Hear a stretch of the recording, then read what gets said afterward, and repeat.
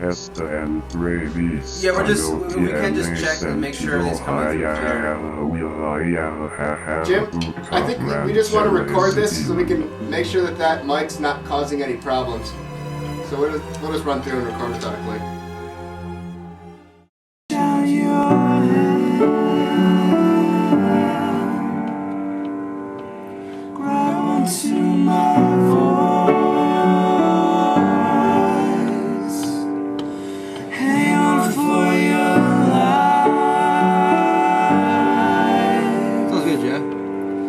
Don't be afraid to die.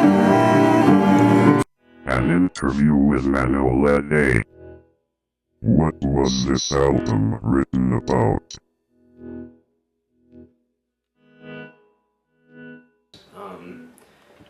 I think generalization, a lot of it's about relationships, love, loss, and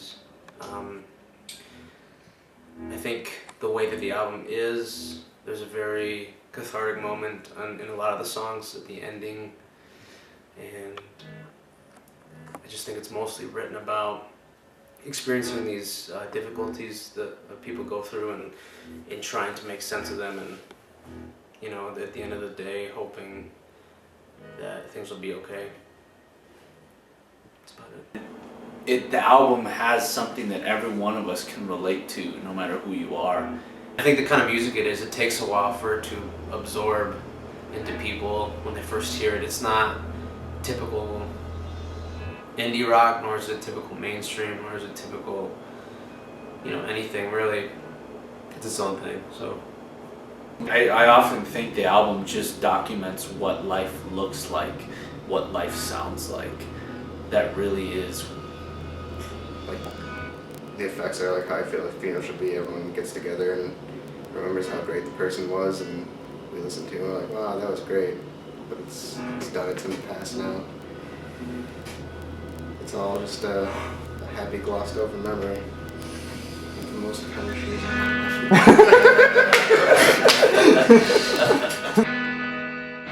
What or who inspires you as an artist?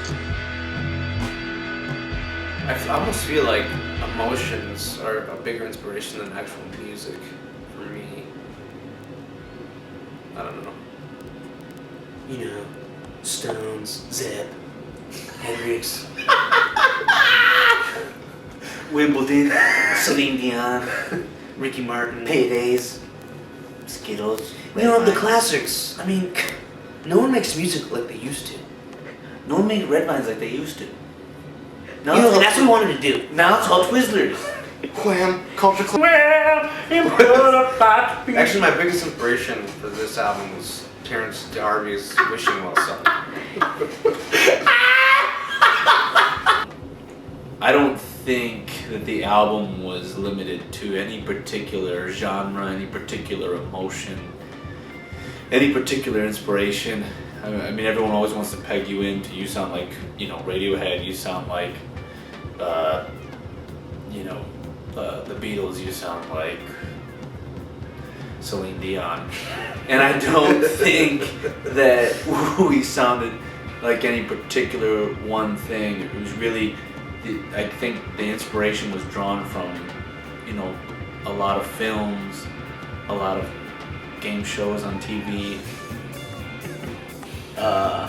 We really wanted to. We had such strong emotions inside of us, such a sense of urgency, or a strong sense of disappointment with how things had turned out, or a strong sense of despair at a loss of someone you cared about, or whatever it was. The emotion was so strong that it had to come out, and in that sense it inspired you in a way that it was either going to stay in you and be poison, or come out of you and be this thing, this song or album.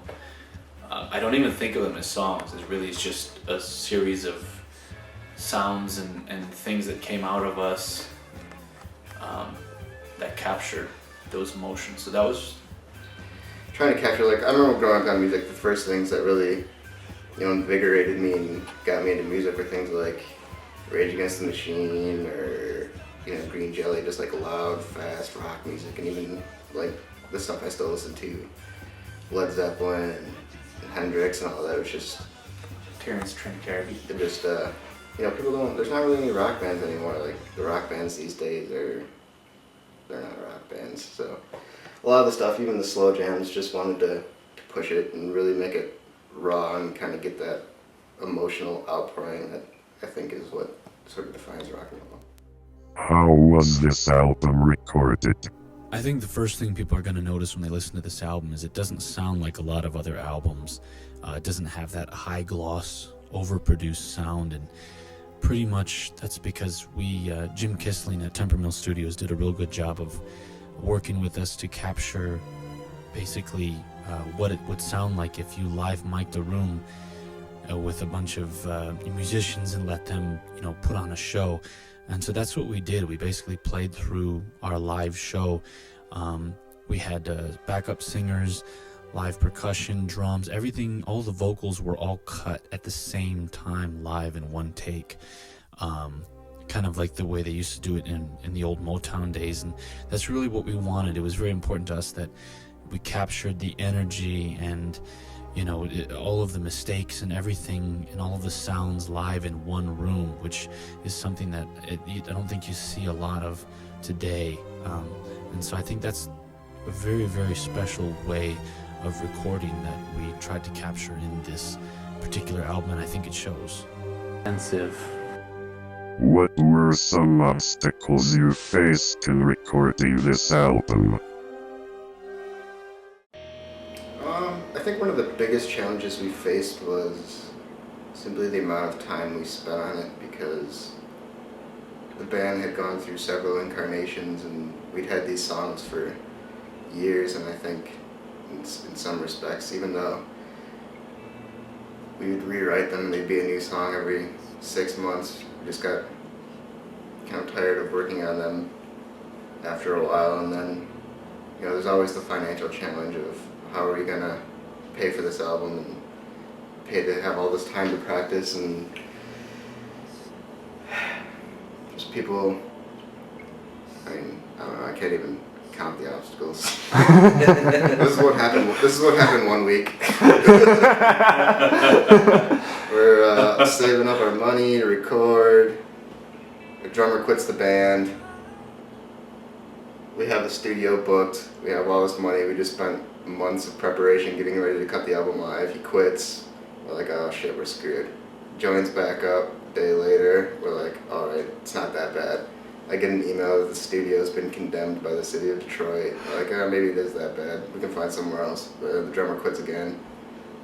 And Meanwhile, the car was broke down the whole time. yeah, meanwhile, the cars broke down. Personally, I faced, I feel like there was a lot of times I just wanted to give up.